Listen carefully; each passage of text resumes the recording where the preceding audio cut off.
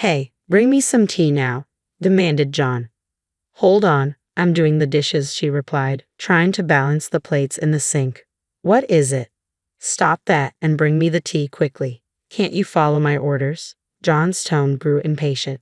But she hesitated, glancing at the pile of dishes waiting to be cleaned. What a useless wife you are, remarked her mother-in-law. Make me some sweet coffee, please. But there are so many dishes to do, she pleaded, feeling overwhelmed. Leave them for later. Just do what we say, useless wife, John's mother added sharply. As she stood there, torn between the demands of her husband, John, and her imposing mother-in-law, she couldn't help but feel trapped in their expectations. John lounged in the living room, engrossed in his phone, acting as if he owned the place. Meanwhile, my mother-in-law sat at the kitchen table, maliciously eyeing me while indulging in a cake she had taken from the fridge. She could have easily made her own coffee, but she seemed to relish bossing me around, finding pleasure in making demands. I'm Hannah, a 30-year-old working mother. I married at 25, had a child, and returned to work soon after. Currently, we live with my husband, our 4-year-old son, my mother-in-law, and my husband's parents in their house. We moved in with her because John insisted. He told me how devastated my mother-in-law was after my father-in-law passed away, saying she couldn't eat properly. Concerned, I hoped living together would lift her spirits. Strangely, her mood seemed to improve considerably once I arrived. Now, she seemed to delight in finding ways to dominate me, her eyes gleaming like a predator fixated on its prey. I used to worry about her well-being, but now I question if it was ever necessary. I've cooked meals that she never thanked me for, only to find them abandoned in the sink later. She frequently criticizes my cooking, complaining about the seasoning or how I prepare dishes. I've often wished she would just take care of her own meals, but it seems she has no interest in doing any housework herself. This stir-fry seems half-hearted. I can't eat this. Make it properly from scratch, she demanded. I'm busy and can only manage simple dishes, I replied, trying to keep calm. That's why I hate it when daughters-in-law talk back. I said, cook it from scratch.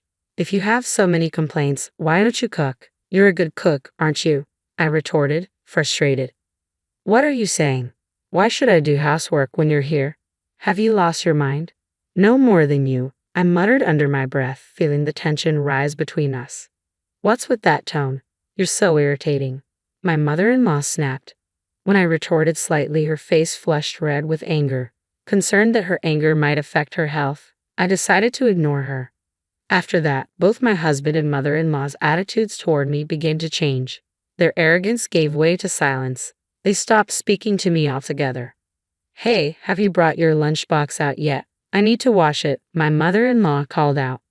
I acknowledged, trying to keep my composure. Hey, I'm talking to you. Please don't leave candy wrappers lying around. They'll attract bugs, she continued, her voice more insistent. I responded vaguely, sensing the shift in their behavior towards me. Are you even listening? She pressed. I muttered again, feeling increasingly isolated in my own home. They began to completely disregard me. I felt utterly depleted, like I was interacting with someone who couldn't comprehend anything I said. I questioned why I had to endure living with such a person, yet I couldn't bring myself to consider divorce. I believed our young son still needed his father. And so 5 years passed. Both my husband and I turned 35, and our son was now 9. My mother-in-law was 65. How much longer will I have to endure this kind of life? I feel invisible. It's as if my existence doesn't matter at all. I feel utterly absurd, I muttered to myself on my way home from work. At home, the only person who spoke to me was my son. If even he were to reject me, I feared I would truly become superfluous. I felt a profound sadness, as if I were deemed unnecessary in this world. Upon arriving home, I immediately began cooking. Everyone must be hungry, I thought, opting to prepare a spread of delicious Chinese dishes. I whipped up mapo tofu, crispy fried chicken, and a colorful stir-fry with bell peppers and sliced pork. However, John surprised me by requesting mayonnaise for his fried chicken. After what felt like an eternity of silence, he finally spoke up. Bring me the mayo. Sure, here you go, I replied, retrieving the mayonnaise from the fridge and handing it to him. His first words to me in a long while weren't a compliment on the meal or a thank you, but a simple demand. I felt increasingly frustrated. Then my mother-in-law turned to me with a malicious expression. Clean the toilet, she ordered, her tone cutting through the air with disdain. What? Clean the toilet right now, my mother-in-law demanded abruptly. I'll do it later. Please don't bring that up while we're eating. It's unpleasant, I replied, trying to keep my composure. What? Her voice hardened. Just like your heart. What? You really know how to get under my skin, don't you? I retorted. My mother-in-law erupted in anger, pushing her dishes aside and storming back to her room, screaming in frustration. I couldn't fathom why she had the audacity to demand I clean the toilet during a meal. It seemed like she just wanted to antagonize me. Didn't she find it distasteful and inappropriate to bring up such things during dinner? If she were reasonable, she wouldn't have said it at all. When I pushed back a little, my mother-in-law became angry, prompting my husband to intervene and demanded apology. What the hell are you saying to my mom? Apologize, he insisted. No, why should I? I retorted, bewildered. So, after 5 years, that's all you have to say. His tone was accusatory. You think you are? I'm your husband, so don't talk back, he asserted firmly. Oh, so now you care about being a husband, I scoffed. If I had been treated better, maybe I would have acted more like a wife should. But you've ignored me all along. Why did you do that? Because of your attitude. I thought you needed to be taught a lesson, John replied defensively. I see. It doesn't matter to me, I replied coolly. Hey, where do you think you're going? I've lost my appetite. I'm going back to my room, John declared, pushing his plate away. I finished my meal in silence and quickly retreated to my room. Ever since our relationship with John had grown cold, we'd been sleeping in separate bedrooms. I opened my laptop and accessed divorce papers online. It's amazing how convenient it is these days. You don't even need to go to the courthouse. I swiftly filled them out and placed them in front of John. Hey, I'm going to file these, I announced firmly. Oh, what's this? John exclaimed, surprised. As you can see, they're divorce papers, I replied calmly. Wait, divorce? Are you serious? John appeared flustered, his disbelief evident. I remained composed. John might have assumed he'd never face divorce papers, but I had reached my limit. Living in the same house with my in-laws had become unbearable. Even if we moved out, I doubted our relationship could improve. He showed no signs of changing, and I couldn't muster the confidence to keep trying. Why are you suddenly bringing up divorce? This isn't like you, John questioned, struggling to comprehend the situation. You always took me for granted and ignored me, didn't you? I've reached my limit. I don't see any reason to stay with you anymore, so I want to end it, I asserted firmly. What? Are you saying you're going to leave me? I don't know what to say, John responded, visibly taken aback.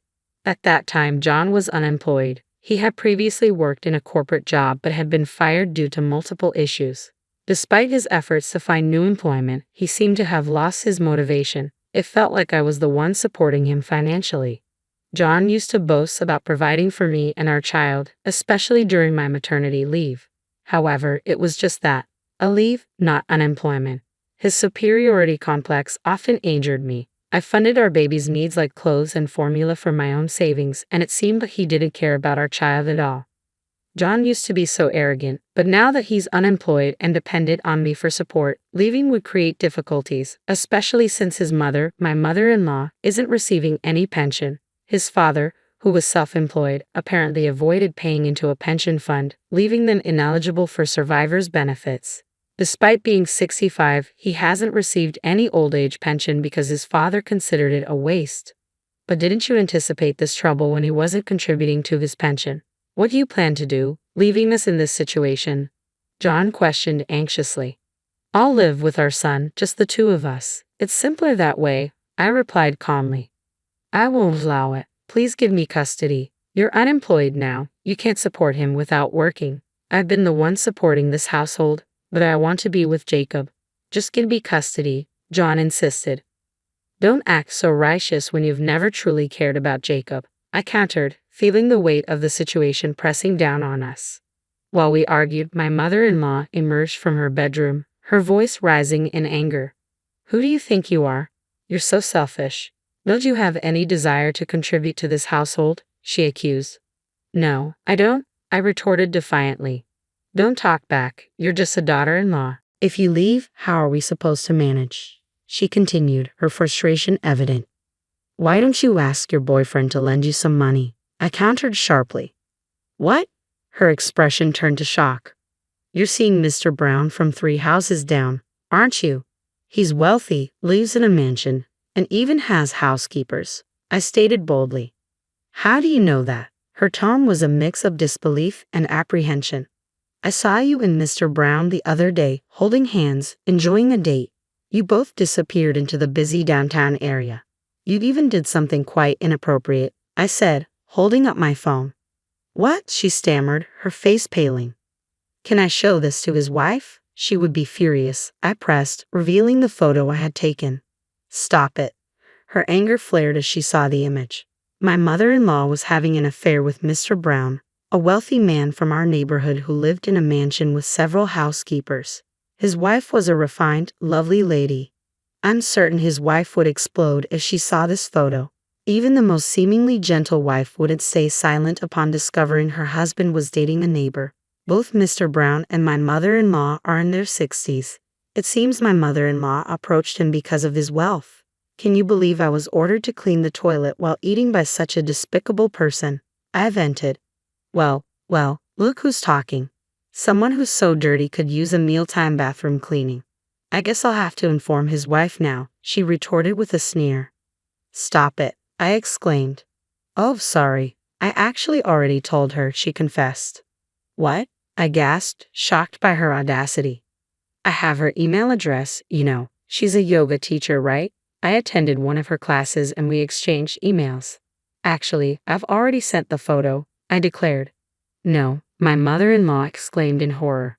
Yes, shortly after, Mr. Brown's wife arrived. She was a graceful elderly woman, her cheeks usually pale but now flushed bright red with anger. You've been seeing my husband, she accused my mother-in-law. That's, Hannah told me how despicable you are. My mother-in-law attempted to defend herself. But I was lonely, she pleaded, her voice tinged with desperation. I don't care about your circumstances. I'm furious. While I'm divorcing my husband, you were also to blame. Reflect on your actions, Mr. Brown's wife declared sternly. It's all this daughter-in-law's fault. If she had just... My mother-in-law's voice cracked with tears or sniffles, but Mr. Brown's wife remained unforgiving. I felt a pang of sympathy seeing my mother-in-law crying and slumped at the entrance, but I knew this wasn't the time for sympathy. If I show kindness now, she'll only become arrogant again and repeat the same mistakes. Look at what your actions have done. Mom is in a terrible situation because of you, Hannah interjected, her tone apologetic yet firm. I'm not the one who should apologize. I won't, my mother-in-law retorted defiantly. You insolent woman, apologize this instant, Hannah demanded. I refuse, her mother-in-law shot back stubbornly. Amidst our argument, Mr. Brown's wife intervened, addressing me directly. Hannah, you're planning to leave your husband, aren't you? Yes, because I've been treated terribly all this time, I replied, my frustration evident. In that case, you should proceed decisively. Your husband, he's involved with our young maid, she disclosed calmly. What? I exclaimed in disbelief. I saw them today. Your husband and our maid were holding hands, behaving inappropriately on the street, she continued, her tone resolute. What are you saying? Believe it or not, my foolish husband John was having an affair with one of the maids from the Browns' house. They had several maids working for them, but he got involved with the youngest one, and it seems things had become quite intimate, I recounted bitterly. I was already considering divorce due to his mistreatment and neglect of me. Now, on top of everything, his infidelity had been exposed, I continued, feeling a surge of anger. At this point, I felt there was no option left but to bring him down. He was someone I once loved, but now he's nothing more than a burden to me. A man like him is no role model for our child, I reflected bitterly. Why didn't I decide to divorce him sooner? I deeply regret it, but there's no point in crying over spilled milk now. You're the worst, John. I will never forgive you. You need to pay child support. Wait a minute, I'm unemployed, John protested weakly. So what? You still have some savings, don't you? You can use that to pay child support, I insisted. If I do that, I'll be left with nothing. Are you really okay with me ending up on the streets? John pleaded. We're parting ways, so whatever happens to you is no longer my concern, I retorted coldly. You're heartless. After treating me so coldly all this time, you have the nerve to say that. I don't care anymore. I'm leaving, I declared, immediately starting to pack with my son. Staying in that house any longer felt like it would drive me insane, so I decided to return to my parents' house. John attempted to stop me, but I ignored him. Regardless of his protests, I was determined to go through with the divorce. In the end, he refused to sign the divorce papers, leading to a contentious legal battle. Eventually, the court recognized his responsibilities and he was ordered to pay damages.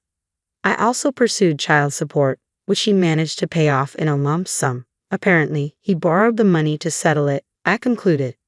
As a result, my vindictive mother-in-law was sued for damages by Mrs. Brown. With no pension or other income, she reluctantly took up part-time work to pay off her debts. For someone who had never worked and spent her days idling at home, the transition to labor was a significant challenge for my mother-in-law. She started with cleaning jobs, often receiving reprimands from her coworkers for slacking off. Her second job at a cash register brought sarcastic comments from young college students, a role she had never experienced before. Having previously lived a leisurely life without contributing to her husband's business, she was now facing the harsh realities of society firsthand. Meanwhile, I moved back to my parents' home for a while but later found a great apartment near my office and decided to move there.